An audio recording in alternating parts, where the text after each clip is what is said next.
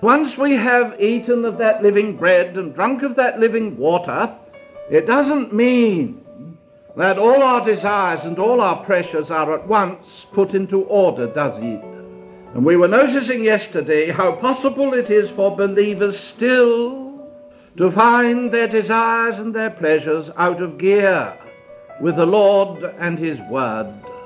Possible for a believer to allow the enemy to dangle in front of him not some vicious way of behaving, but lovely things and delightful things, and by that means draw a believer away from the Lord. How serious is that when it happens? It is exceedingly serious.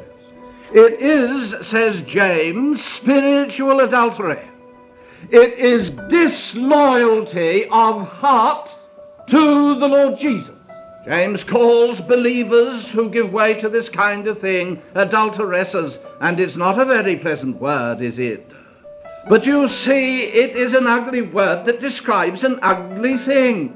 Says Paul, who naturally agrees with James in everything, he says, I have espoused you as a chaste virgin to the Lord Jesus, and I am afraid lest that crafty old serpent, the devil, should corrupt your thoughts from the one single-hearted loyalty to the Lord Jesus.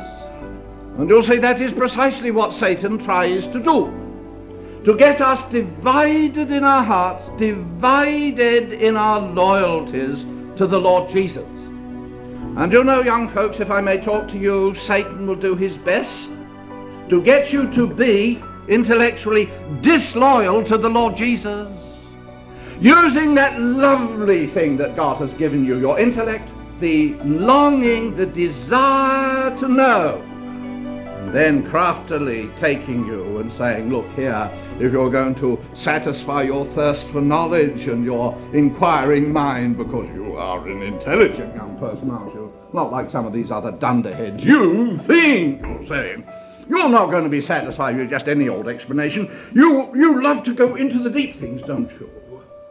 So, little by little, and little by little, and little by little, His Satanic Majesty will siphon off that desire, that intellectual desire, and get it involved in all sorts of things, lovely in themselves.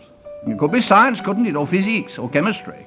It is a lovely thing to study God's handiwork. It's a tragic thing to let your chemistry, your physics, or your mathematics so absorb you. Little by little, prayer is left, and Bible reading is left, and communion with the Lord Jesus is left. And presently, nothing remains of church fellowship but a formal attendance. And the man ends up at 55 a brilliant physicist and an absolute dwarf Christian. Does it matter? It matters, says God. It matters, says Christ. It's stealing my very heart's affections. Spiritual adultery. It's enmity with God, says James. That's pushing it far, isn't it? You say, can't be true of a believer at enmity with God. Goodness me, it can't, because we've been reconciled to God by the death of His Son. How can it be enmity with God? But it is, you know. If any man decides willingly, deliberately, to be a friend of the world, and thereby constitutes himself an enemy of God.